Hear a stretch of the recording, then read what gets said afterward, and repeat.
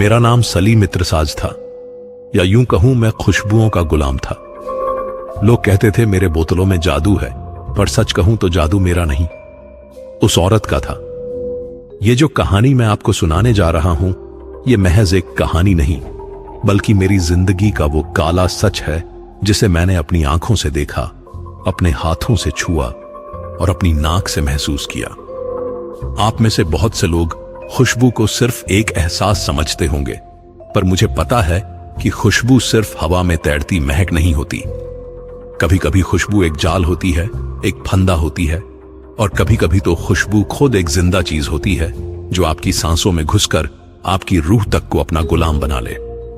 अगर आप इस चैनल पर नए हैं तो इसे सब्सक्राइब कर लें ताकि ऐसी कहानियां आपसे छूटें नहीं।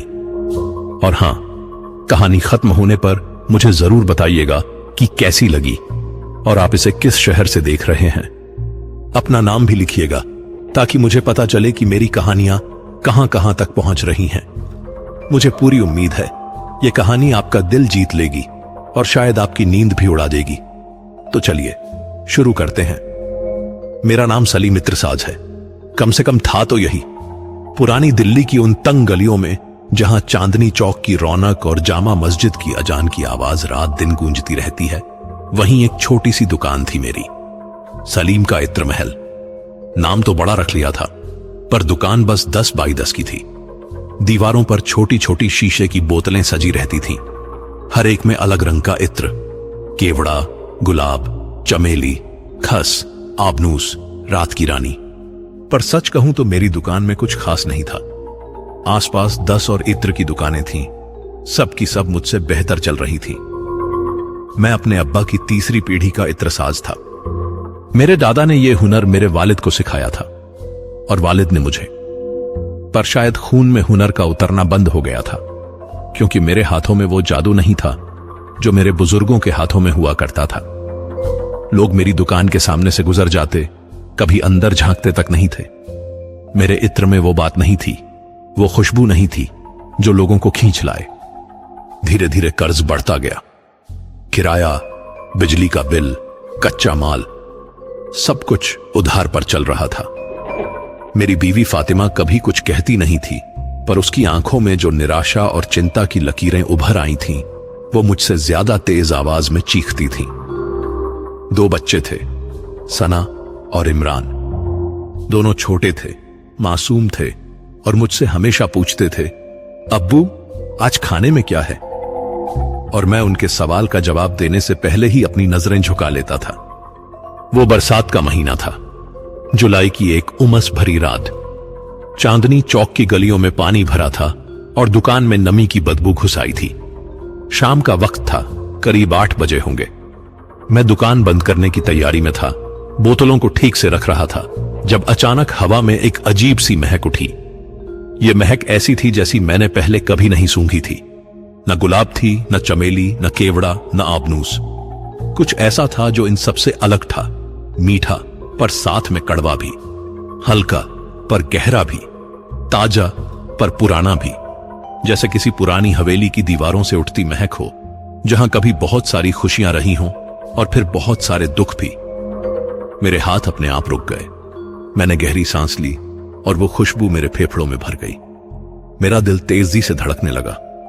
एक इत्रसाज के तौर पर मुझे पता था कि यह कोई मामूली खुशबू नहीं थी, ये कुछ और थी, कुछ जादुई, कुछ खतरनाक, कुछ ऐसा जो मुझे खींच रहा था अपनी तरफ।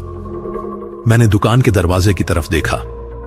बारिश अभी भी हल्की हल्की हो रही थी और गली में कोई नहीं था, पर खुशबू आ रही थी, लगातार और तेज होती जा रही थी। ऐसा लग रहा था जैसे कोई मेरे पास आ रहा हो, धीरे धीरे, कदम दर कदम। और फिर मैंने उसे देखा। दरवाजे के बाहर बारिश में भीगती हुई एक औरत खड़ी थी। काली जुल्फें उसके चेहरे पर बिखरी थीं, बदन पर एक काली साड़ी थी जो उसके जिस्म से चिपकी हुई थी। उसकी आंखें, अल्लाह मेरी मदद करे, उसकी आंखें ऐसी थीं जैसे धुएं में कोई चिराग जल रहा हो, न पूरी तरह से काली, न पूरी तरह से भूरी, बल्कि ऐसी जैसे उनमें कोई आग धीरे धीरे जल रही हो। और उसके होंठों पर एक मुस्कान थी, ऐसी मुस्कान जो न तो खुशी की थी न धमकी, बल्कि कुछ और थी। रहस्य शायद, या फिर शायद एक चुनौती। मैं वहीं जम गया। मेरी जबान जैसे लकवा मार गई। वो धीरे धीरे दुकान के अंदर आई। उसके कदमों की आवाज नहीं आ रही थी। बारिश के पानी में भीगी हुई साड़ी से पानी टपक रहा था, पर फर्श पर कोई निशान नहीं बन रहा था।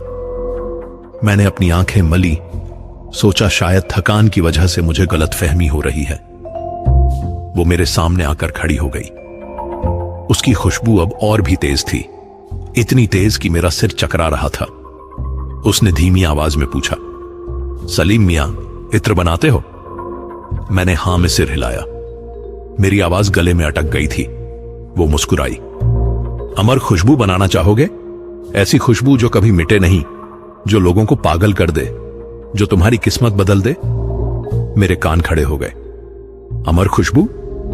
मैंने अपनी पूरी जिंदगी में इत्र बनाए थे, पर एक भी ऐसा नहीं था जो 2-3 घंटे से ज्यादा टिक पाए। और ये औरत बात कर रही थी अमर खुशबू की। क्या मतलब? मैंने हिम्मत जुटाकर पूछा। उसने अपनी काली आंखें मुझ पर गड़ाईं। अमर खुशबू का मतलब है वो खुशबू जो कभी मरे नहीं। एक बूंद लगाओ और हफ्तों तक महकती रहे। लोग तुम्हारे पीछे पागल हो जाए, तुम्हारी दुकान के बाहर लाइन लग जाए, तुम अमीर बन जाओ, मशहूर बन जाओ। पर उसने 1 सेकंड के लिए रुककर मेरी आंखों में झांका। इसकी कीमत भी चुकानी पड़ेगी।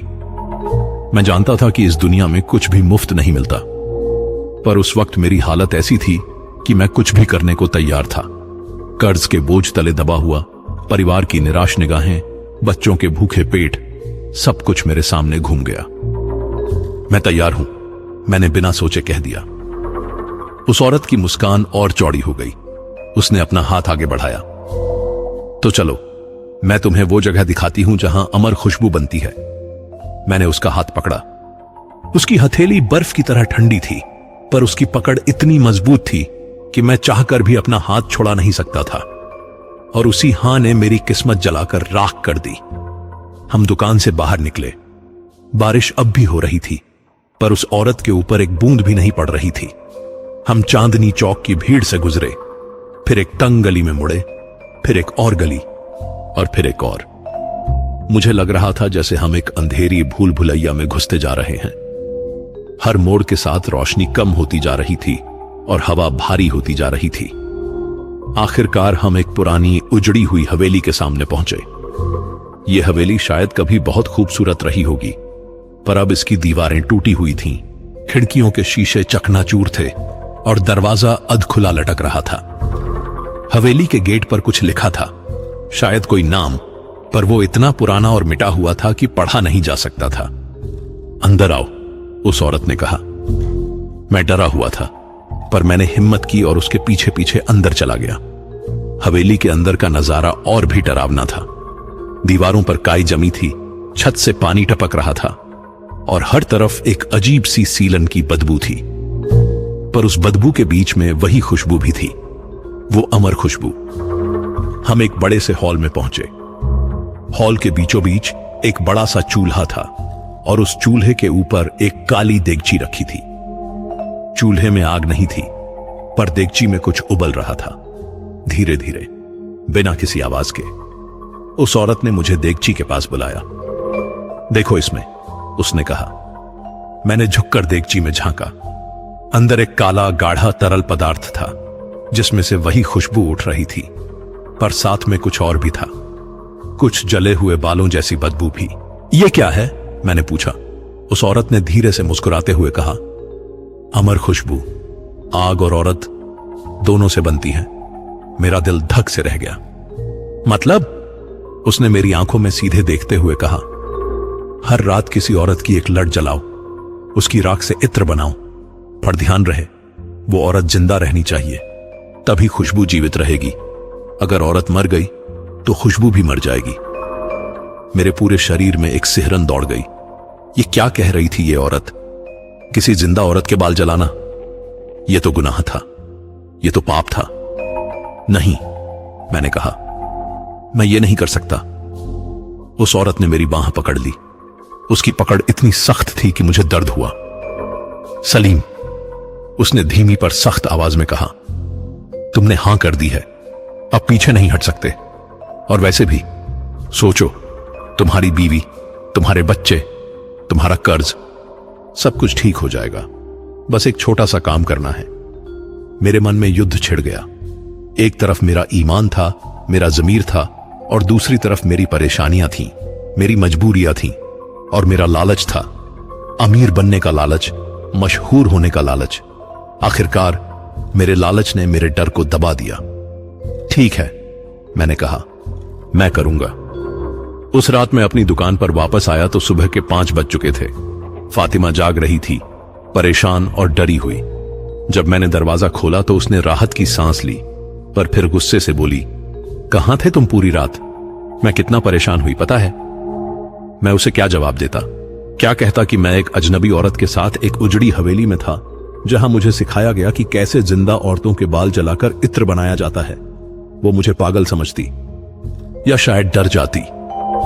बस काम था, मैंने झूठ बोला। एक बड़े ग्राहक से मिलना था। फातिमा ने मेरी आंखों में देखा। उसे पता था मैं झूठ बोल रहा हूं, पर उसने कुछ नहीं कहा। बस अपना घूंघट ठीक किया और रसोई की तरफ चली गई। मैं अपने कमरे में गया और बिस्तर पर लेट गया, पर नींद नहीं आई। मेरे दिमाग में वो औरत का चेहरा घूम रहा था। वो उजड़ी हवेली घूम रही थी, और वो देगची में उबलता काला तरल घूम रहा था। और सबसे ज्यादा घूम रहे थे उसके आखिरी शब्द, कल रात से शुरू करना। पहली औरत ढूंढो, उसके बाल काटो, जलाओ और राख मुझे ला कर दो। मैंने आंखें बंद की और खुद को समझाने की कोशिश की कि यह सब सिर्फ एक बुरा सपना था। पर मेरी नाक में अभी भी वो खुशबू थी, वो अमर खुशबू, और मेरी हथेली पर अभी भी उस औरत की ठंडी पकड़ का एहसास था। दिन भर मैं दुकान पर बैठा रहा, पर कोई ग्राहक नहीं आया। बस 1-2 लोग झांक कर चले गए। शाम होते होते मेरा मन और भी बेचैन हो गया। उस औरत ने कहा था, आज रात से शुरू करना। पर मैं कहां से किसी औरत को ढूंढूं और कैसे उसके बाल काटूं? रात के 8 बजे जब मैं दुकान बंद कर रहा था, तभी एक बूढ़ी औरत मेरी दुकान के सामने से गुजरी। उसके सफेद बाल खुले थे, कंधों तक लटक रहे थे। वो एक फटी पुरानी साड़ी पहने थी और हाथ में एक भीख का कटोरा था। मेरे दिमाग में एक शैतानी ख्याल आया, ये बुढ़िया, अगर मैं इससे थोड़े बाल मांग लूं या खरीद लूं? अम्मा, मैंने उसे आवाज दी। वो रुक गई और मेरी तरफ देखा। उसकी आंखों में एक थकान थी, एक उम्मीद भी। अम्मा, क्या मैं तुमसे कुछ मांग सकता हूं? मैंने पूछा। क्या चाहिए बेटा? उसने कमजोर आवाज में पूछा। तुम्हारे बालों की एक लट, बस एक छोटी सी लट, मैं तुम्हें पैसे दूंगा। उस बुढ़िया ने मुझे अजीब नजरों से देखा। बाल? किस लिए? बस एक खास इत्र बनाना है, मैंने झूठ बोला। पुराने जमाने का नुस्खा है। बुढ़िया ने कुछ सोचा, फिर बोली, कितने पैसे दोगे? 50 रुपए। उसकी आंखें चमक उठी। 50 रुपए उस गरीब औरत के लिए बहुत थे। उसने हां कर दी। मैंने कैंची निकाली और धीरे से उसके बालों की एक छोटी सी लट काट दी। बुढ़िया ने बिना कुछ कहे अपने पैसे लिए और चली गई। मैं वहीं खड़ा रहा, हाथ में बालों की वो लट लिए। वो बाल सफेद थे, पतले थे, और उनमें से एक अजीब सी बदबू आ रही थी, बुढ़ापे और गरीबी की बदबू। मैंने दुकान बंद की और उस हवेली की तरफ चल दिया। रास्ते भर मेरा दिल जोर जोर से धड़क रहा था। मैं जानता था मैं गलत कर रहा हूं, पर मैं रुक नहीं पाया। लालच एक ऐसी चीज है दोस्तों, जो इंसान को अंधा कर देती है। वो उसकी अच्छाई को खा जाती है और उसे एक ऐसे रास्ते पर ले जाती है जहां से वापसी नहीं होती। हवेली के गेट पर पहुंचकर मैंने रुक कर देखा। अंधेरा था, सन्नाटा था, पर अंदर से एक हल्की सी रोशनी आ रही थी। मैं अंदर गया। वो औरत वहीं थी, चूल्हे के पास खड़ी, जैसे उसे पता था कि मैं आऊंगा। लाए? उसने पूछा, बिना मेरी तरफ देखे। मैंने हाथ में बालों की लट दिखाई। उसने मुस्कुराकर कहा, अच्छा, अब इसे जलाओ। उसने चूल्हे में आग जलाई। आग नीली थी, सामान्य लाल पीली नहीं। उसकी लपटें ऐसे हिल रही थीं जैसे कोई सांप नाच रहा हो। डालो, उसने आदेश दिया। मेरे हाथ कांप रहे थे। मैंने धीरे धीरे वो बालों की लट आग में डाल दी और फिर जो हुआ उसे बयान करना मुश्किल है। बाल जलने लगे पर कोई सामान्य धुआं नहीं निकला। एक मोटा काला धुआं उठा और उसमें से एक ऐसी खुशबू फैलने लगी जो मैंने अपनी जिंदगी में कभी नहीं सूंघी थी। वो मीठी थी, बहुत मीठी, पर साथ में कुछ कड़वी भी, कुछ ऐसी जो आपकी नाक से होती हुई सीधे दिमाग में घुस जाए और वहां बस जाए।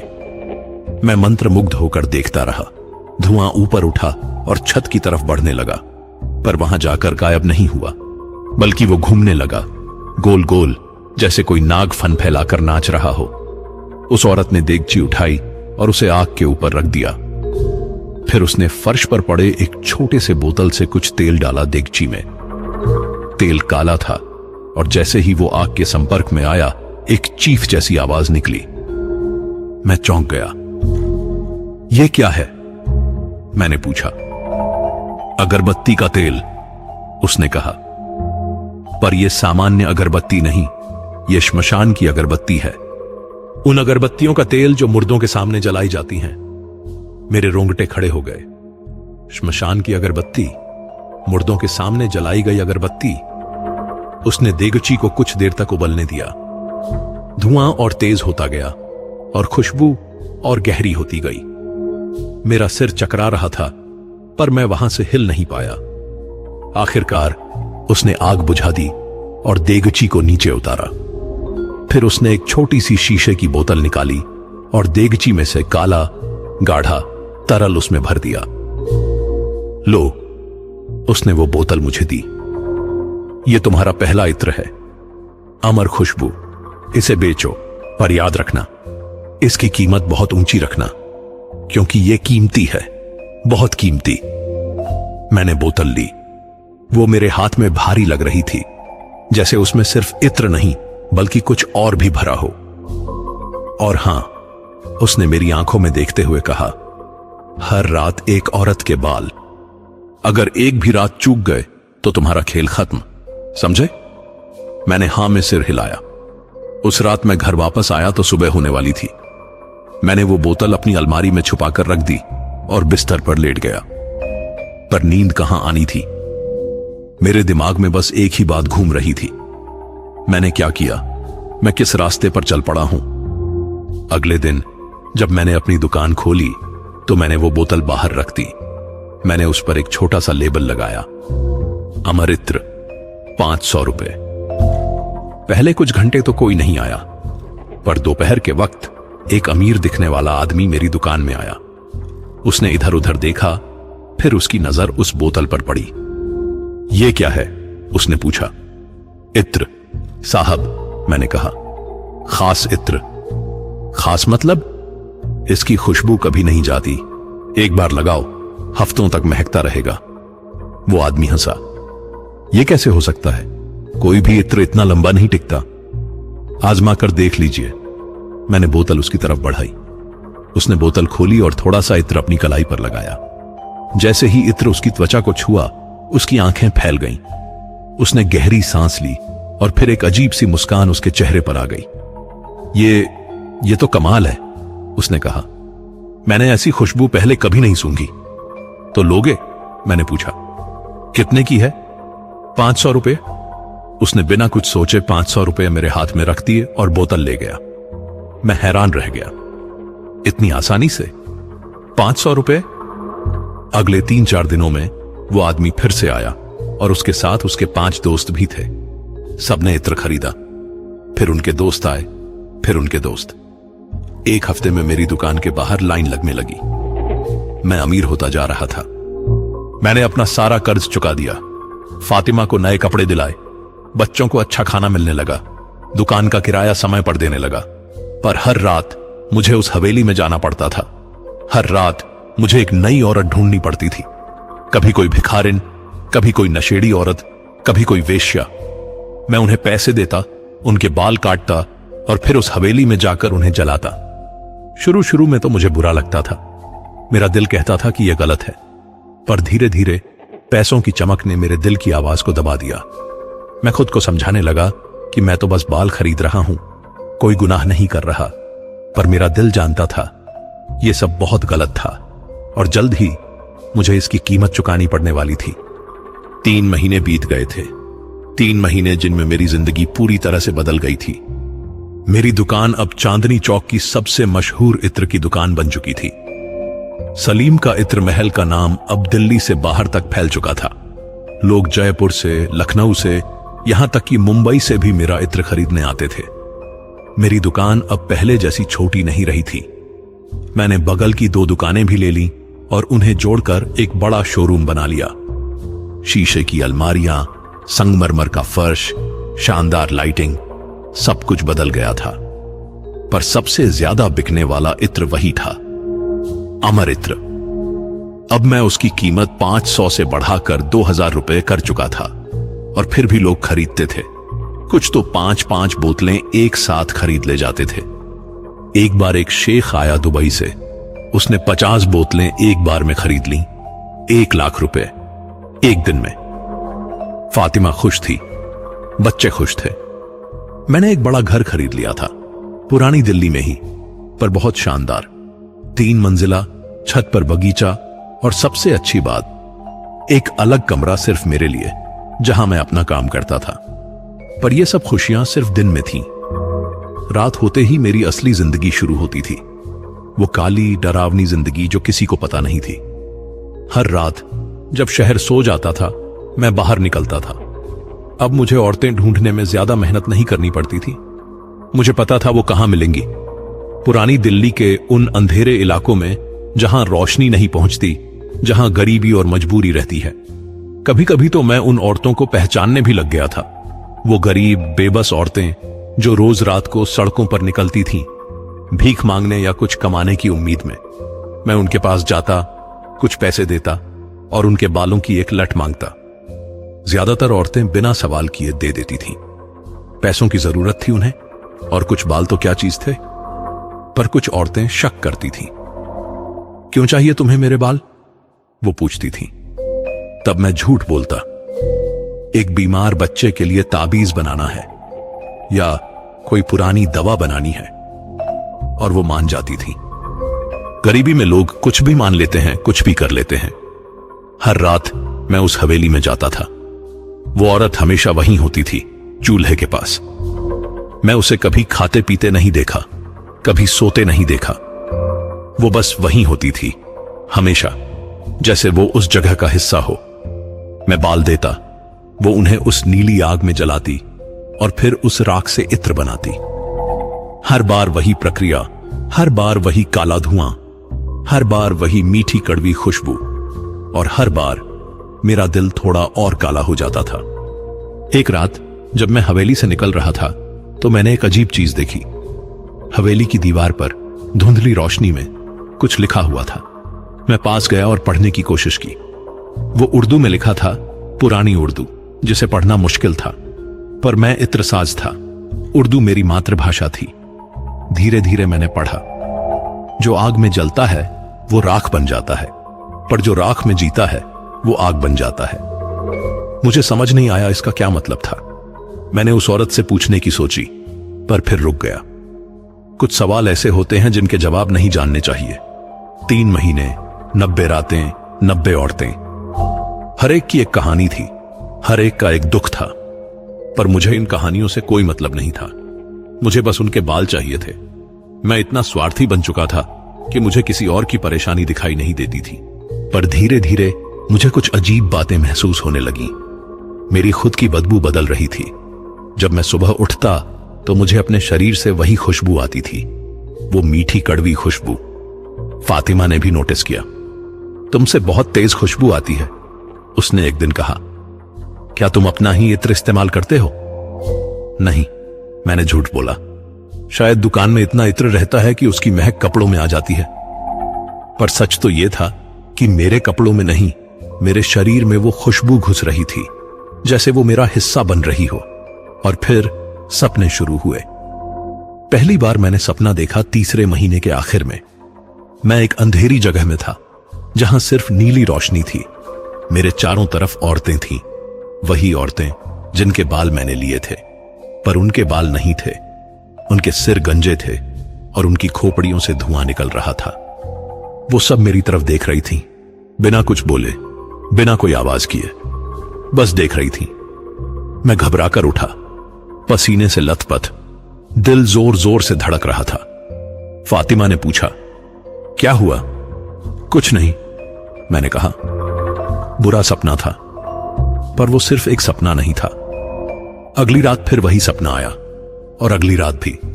हर रात वो औरतें मुझे सपने में दिखती थीं, और हर रात वो मेरे और पास आती जाती थीं। फिर एक रात सपने में उनमें से एक औरत ने बोला, उसकी आवाज धीमी थी पर साफ थी। सलीम, उसने कहा, तुमने हमें जलाया, अब हम तुम्हें जलाएंगे।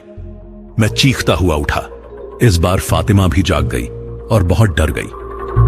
क्या हो रहा है तुम्हें? उसने पूछा। कई दिनों से तुम ठीक नहीं लग रहे। मैं उसे क्या कहता कि मैं हर रात औरतों के बाल जलाता हूं, कि मैं एक जादुई इत्र बना रहा हूं जो शायद शैतानी है, कि मेरे सपनों में वो औरतें आती हैं और मुझे जलाने की धमकी देती हैं।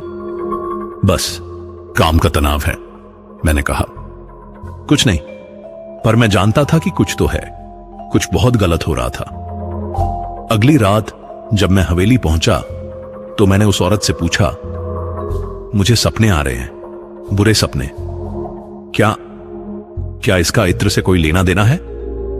उसने मुस्कुराते हुए कहा, सलीम, तुम जो कर रहे हो उसका असर होगा ही। तुम आग से खेल रहे हो। आग जलाती है, राख बनाती है, और राख तुम्हारे अंदर घुस रही है। मतलब ये कि जितना ज्यादा तुम ये करोगे उतना ही ज्यादा तुम इसके करीब आते जाओगे। एक दिन सलीम, तुम खुद राख बन जाओगे। मेरे पूरे शरीर में एक सिहरन दौड़ गई। तो मैं इसे बंद कर दूं? उसने जोर से हंसी।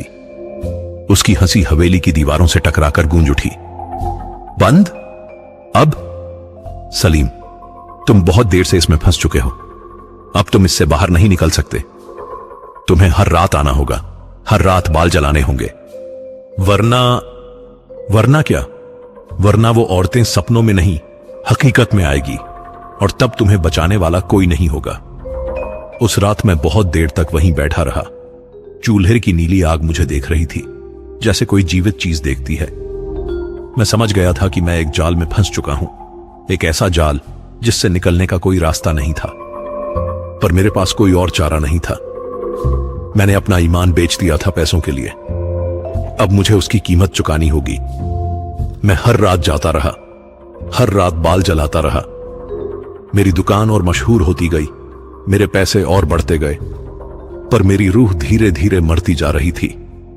और फिर एक रात मेरे मन में एक ख्याल आया, एक शैतानी ख्याल, एक ऐसा ख्याल जो मेरी बर्बादी का कारण बनने वाला था। चौथा महीना शुरू हो चुका था। मेरी जिंदगी एक अजीब से रूटीन में फंस चुकी थी।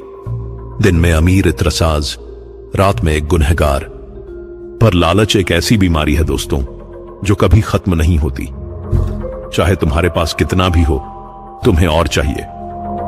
एक रात जब मैं हवेली में बाल जला रहा था, मेरे दिमाग में एक सवाल आया। अगर किसी गरीब औरत के बालों से इतना कमाल का इत्र बनता है, तो किसी खूबसूरत जवान औरत के बालों से कैसा इत्र बनेगा? कितनी ताकतवर होगी वो खुशबू? कितने पैसे मिलेंगे? और फिर मेरी नजर उस औरत पर पड़ी।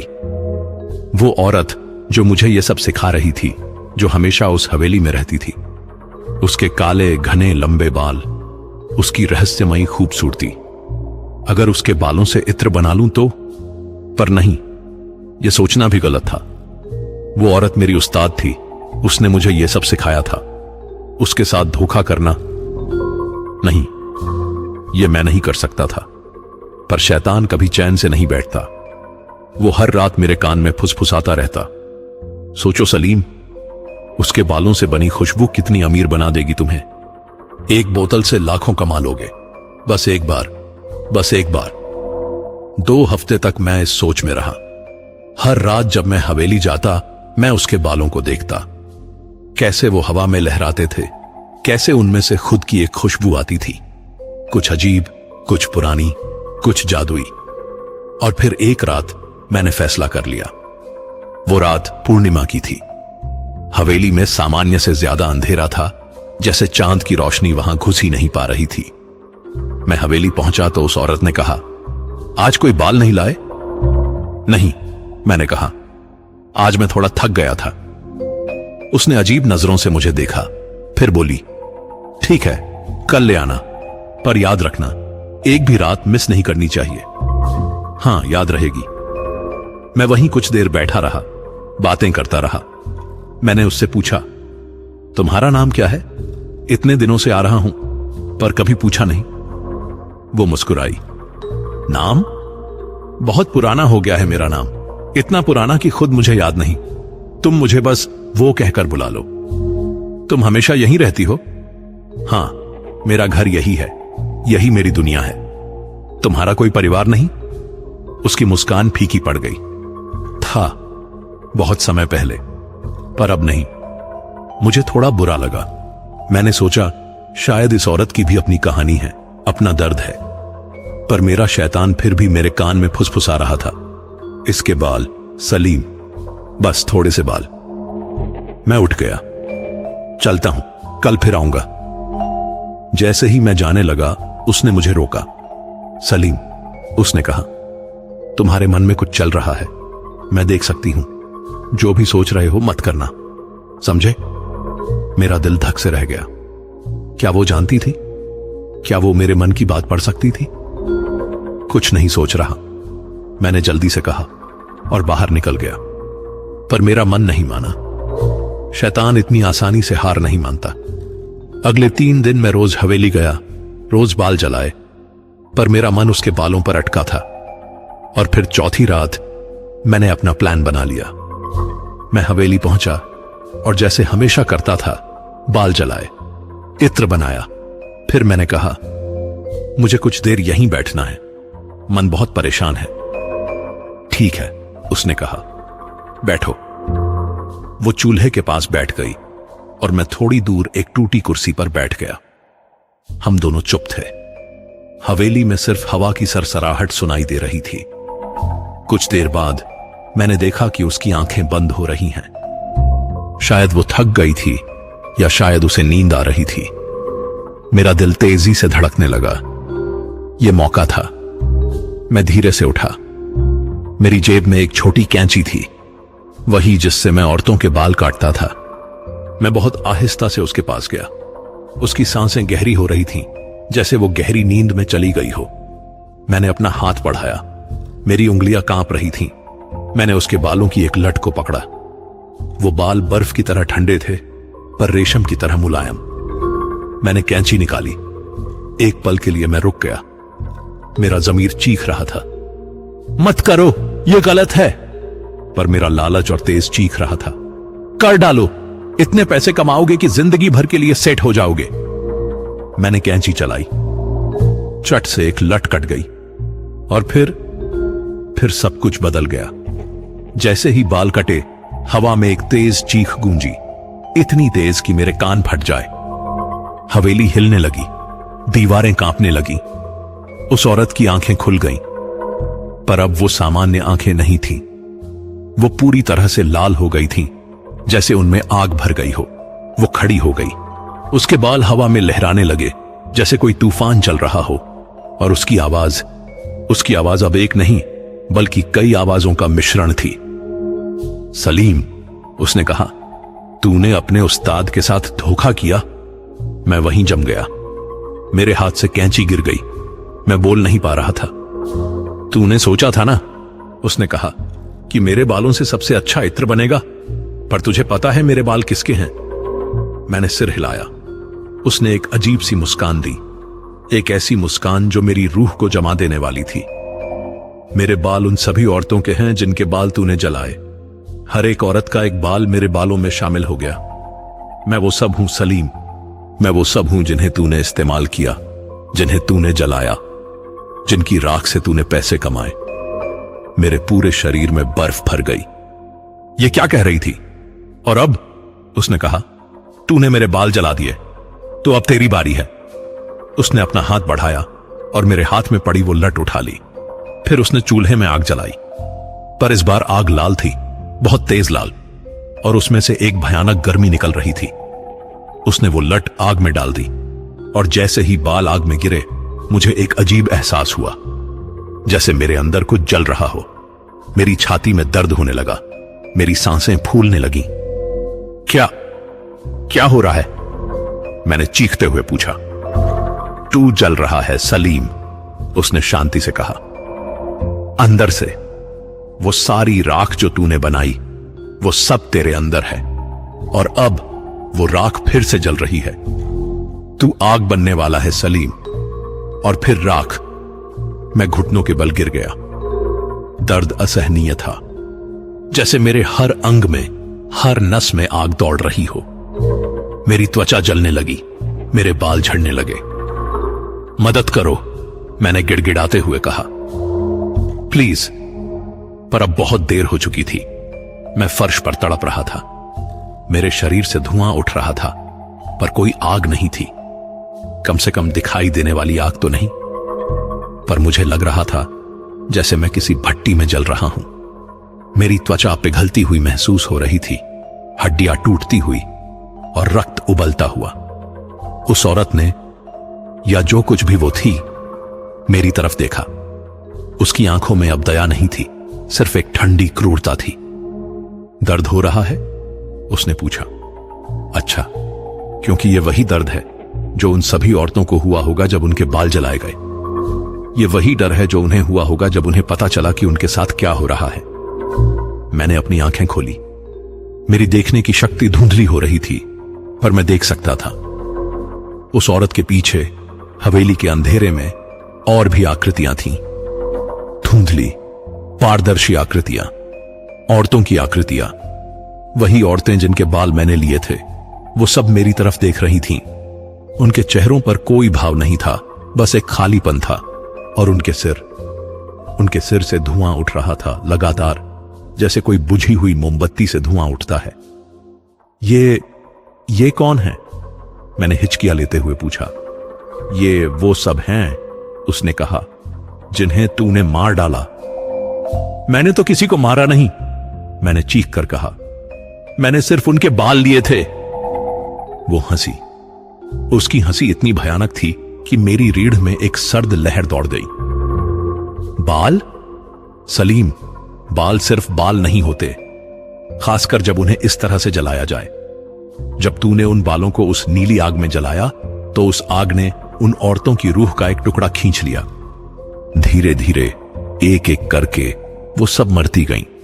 कुछ बीमारी से, कुछ दुर्घटना में, कुछ बस ऐसे ही, पर सब मरी।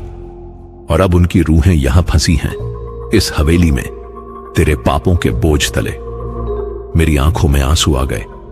नहीं नहीं, मैं नहीं जानता था, नहीं जानता था, उसने गुस्से से कहा।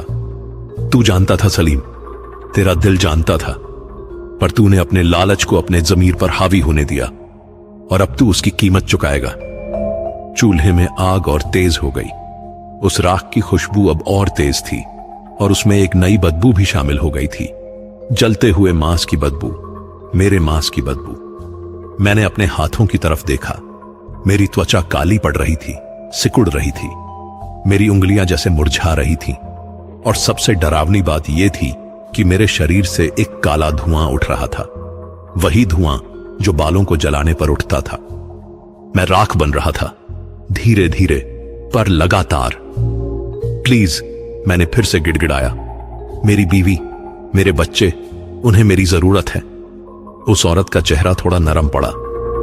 तेरे बच्चे? हां, तेरे बच्चे। उनका क्या होगा? उसने कुछ सोचा, फिर बोली, उन्हें तेरे पापों की सजा नहीं मिलनी चाहिए। ठीक है, मैं तुझे एक मौका देती हूं। मुझे एक उम्मीद की किरण दिखी। क्या मौका? तू अब वापस नहीं जा सकता, उसने कहा।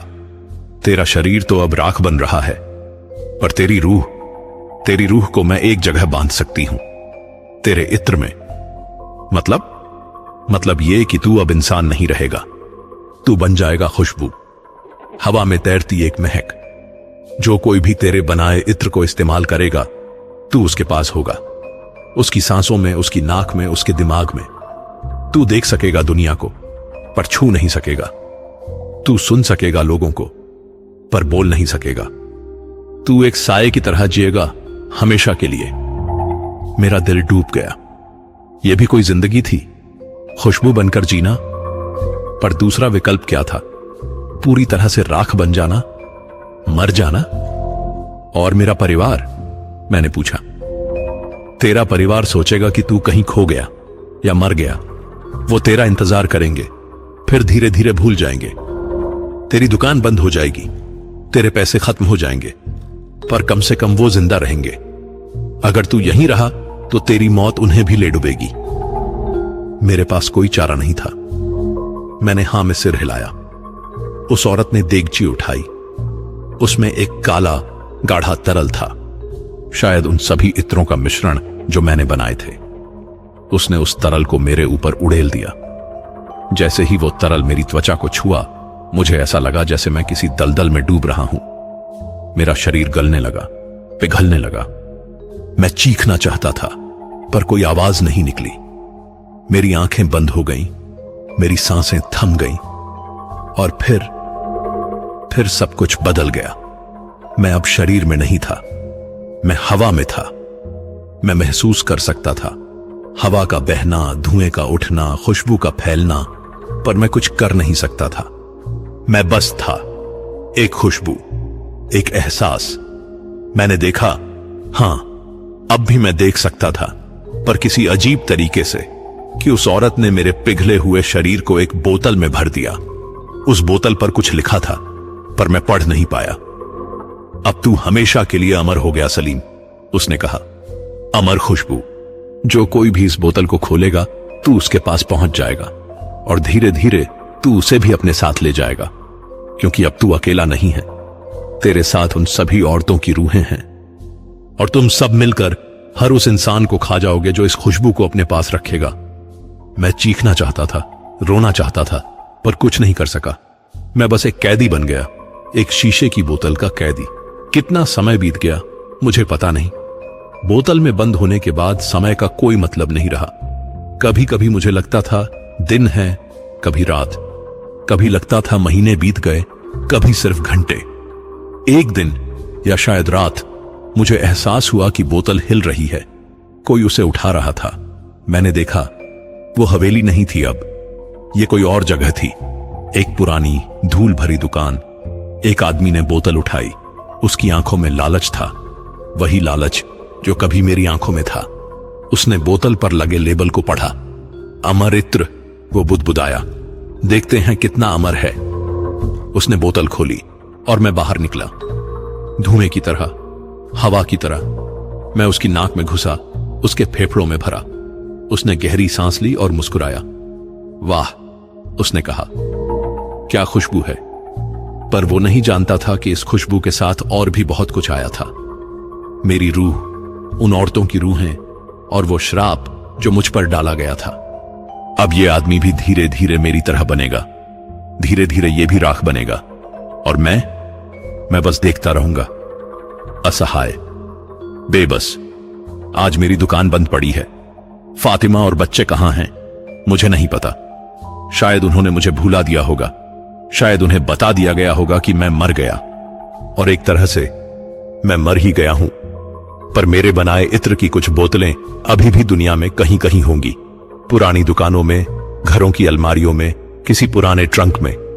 कहते हैं जिसने भी उस राख की सुगंध को खोला, उसे धुआं पकड़ लेता है, और वो भी धीरे धीरे हवा में घुल जाता है। शायद आपके शहर में भी कोई बोतल पहुंच चुकी हो। अगर कभी आपको कहीं जले हुए बालों जैसी मीठी महक आए जो बहुत खूबसूरत लगे, पर साथ में थोड़ी अजीब भी, तो समझ लेना सलीम इत्रसाज अभी भी जिंदा है, खुशबू बनकर। और अगर आपने गलती से उस बोतल को खोल लिया, तो बस याद रखिएगा, मैंने आपको चेताया था, क्योंकि अब आप भी वही करोगे जो मैंने किया।